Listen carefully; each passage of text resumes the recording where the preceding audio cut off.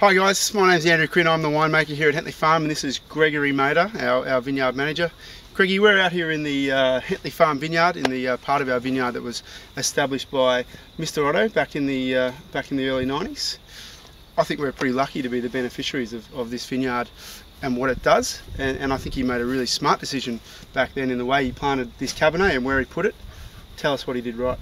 Well, personally I think just the forethought of going east-west, so it's capturing all the sunlight at the right way. It's going over the canopy and not getting any sunburn areas. He's gone a double cordon, which gives it heaps and heaps of shade, which is important for Cabernet, especially in the warmer Barossa region. But you know, at the end of the day, it's got some beautiful deep red clay loam soil, which goes down to bluestone, and in the back behind us you can see the Greenock Creek. So essentially it's a dry grown block.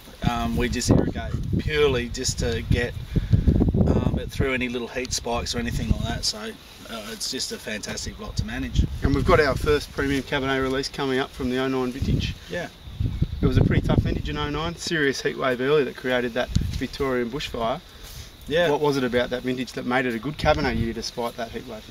Well, you know, I suppose if we look in the end of January into early February, we had 10 days of over 35 degrees, and some may consider that a negative thing, but you know, we knew it was coming. We got some irrigation out, kept the healthy leaf up to it, had that nice shading of the canopy, and at the end of the day it shone through that, and post that heat we had a really cool, mild summer to finish the grapes off. So it was essentially a fantastic Cabernet year. So hopefully that shines in the bottle, and I'm sure it will. And I think for me that period, that cool period through the late part of the growing season was the key, and that heat wave was very early in development, and from there on it was probably one of the coolest growing seasons we'd seen in a decade.